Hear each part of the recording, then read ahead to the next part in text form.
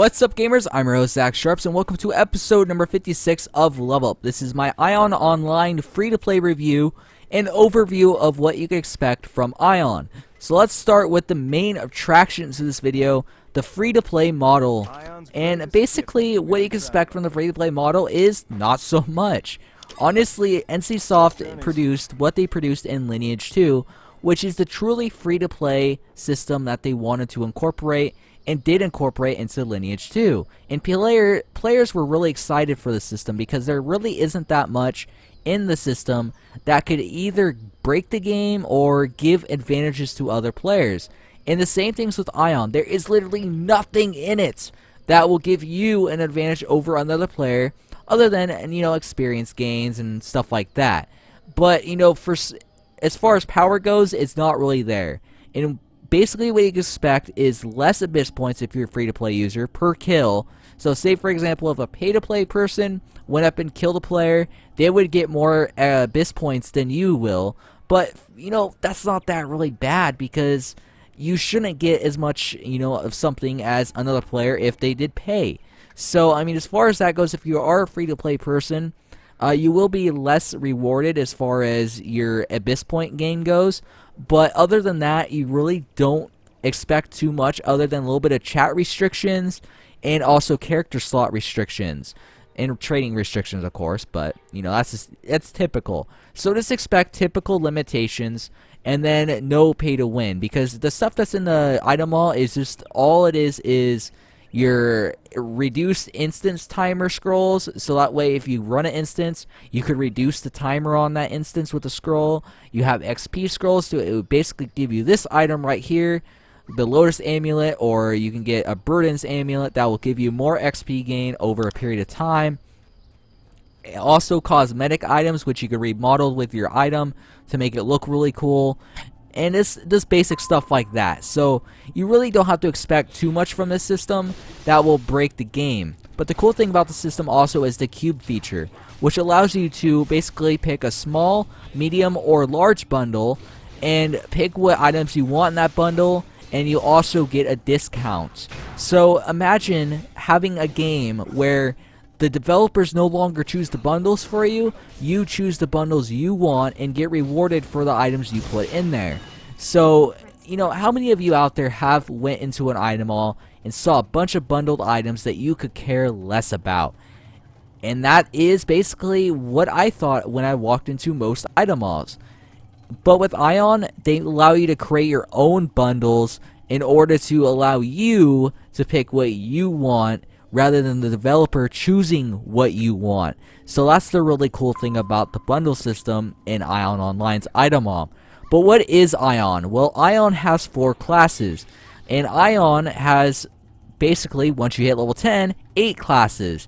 So the way that works is you choose at the beginning in the character creation screen, you choose either Scout, Mage, I believe Warrior, or a Priest. And once you hit level 10, you ascend and you get to pick a various different amount of classes. For the Warrior, you have your Templar and your Gladiator. And for your Scout, you get Ranger and Assassin. For your Mage, you get Spirit Master and you get Sorcerer. And for your Priest, you get Cleric and Chancer. Each of them basically don't differ too much from your original, your base class. But what they do is specialize you in a different feature. For example, I am a up-close, personal type of character, where it's the Scout's alternative is a Ranger, and that would be a more ranged class, of course, because you're a Ranger using a bow. Or with the Chancer and the Cleric, with the Chancer, you're more up-close, personal, you do damage, but you could also heal as well, but not as good as the Cleric, which its main feature is healing. So, I mean, they don't differ too much, but what they do is offer you alternative to what you already had. Now, these also are perma classes, which means once you branch out into a class, there's no returning. So just imagine that you just pick the class at the beginning, and that's the class you're sticking with. So how does the specking work? Well, as far as you go, you basically go up to here to Stigma, and you have Stigma. And what Stigma is sort of like a glyphing system. Based off what Stigma you choose is how your character's spec'd. Now, I sort of spec mine to be a little bit more of an up-close and personal. I still need to get my 4 slot, But you know, that's basically what I've been doing. I've been putting a lot of power spells in there rather than using, you know, these for evasion or something like that. And that's the way that this game works, and as far as how the classes work. So what is Aion as far as its gameplay and what you could expect from the systems that you will go through? Well, Aion Online is a PvP game, or a very emphasized PvP game. It has PvE elements to it, such as questing, such as instancing, but overall, most of its content and end game is in the PvP. And the reason for that is, let me go ahead and loot this really quick. The reason for that is the fact that once you zoom out, you will see in the abyss, not Bellaria, but the abyss. I keep clicking wrong. You'll see up here that there is forts. Now the forts basically allow you to own a certain part of this area in Drashanta, which is the abyss. Now the cool thing about this is each fort has instances in it, or something that will benefit the player. Not all forts have instances in them, but most of them do. So that's the really cool thing about this. Basically what you do is you get a huge group of players together. I mean, these wars could end up being 300 versus 300, because you have the Bular, which are inside the fort, or the Bular sometimes go and raid a fort. So sometimes you'll have the Bular, you'll have the Ilios, you'll have the Asmodean, all clashing together and attacking each other. And then you have the stuff that's inside the fort. So you have to kill what's inside the fort, worry about everything else, and fight and worry about this. It's just chaotic. I mean, it's really hard to explain. It's just a war. So it's really cool, because what happens is you have like a up to 300 versus 300, or 500 versus 500, or basically sometimes it seems like the entire server is on doing these fort raids, and it's just a chaotic war experience that is really awesome. And the end result, you can either get a fort, or another legion gets a fort, or the other faction gets a fort. And it's really cool, because it just adds a huge political system to the game. Because sometimes if you're a small guild, you're not going to be able to capture a fort. You're not going to be able to get your name on the fort. So instead of being excluded from the entire raid, you could go ahead and coalition with another legion to allow them to group up and become a coalition to go take down this fort. Because these forts are all separate raids. Each of these different fort bosses have different mechanics to them. Not really huge mechanics. I remember once in I think it was the Upper Abyss in Kais's Fortress, or Crotan, we faced a huge fort mob that was just, you know, as a fort boss, but he did a lot of huge AoE, and this was when the game first came out, and it one-shotted you. So we basically sat there for at least 3 hours dying constantly, and it was really annoying, but in the end result, it was really fun. So, you know, they fixed a lot of that since then, but that just shows you how complicated some of these fights can be, and basically how much of a war they can be. Alright, so now that I explained that, I talked about factions. If you guys don't already know, there is 2 factions. There's Ilios and Asmodean, and there's a computer-controlled faction called the Bular, but I don't really count that as a faction. I just count that as something else, because a lot of games are now trying to incorporate a third faction into them. So, I mean, it's not really that special. So as far as the combat goes in this game, what can you expect from the combat? Well, the combat, as you see, is very fast-paced, really cool, very flashy, and overall it's very fun.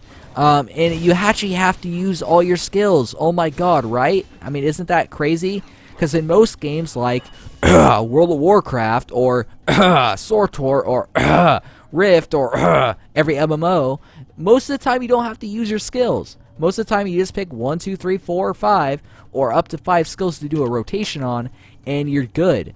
But in this game, you're going to see here when I fight this next mob, in order to be effective, I have to use my normal power-ups, and I have to use the rest of my skills, because most of the time my main skills are going to be on cooldown.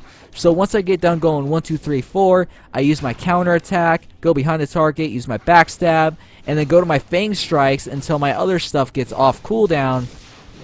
That way I can maintain damage, but also I could maintain effectiveness as well. That way I take less damage, have less downtime, and don't have to wait as long in between fights. So that's really cool. I mean, I really like the fact that in this game you actually have to worry about that type of thing, rather than just going through and just being like, oh, well, I'm just gonna kill stuff and, like, not even care about my health or my skills, because all I have to do is just press 1, 2, 3, and 4.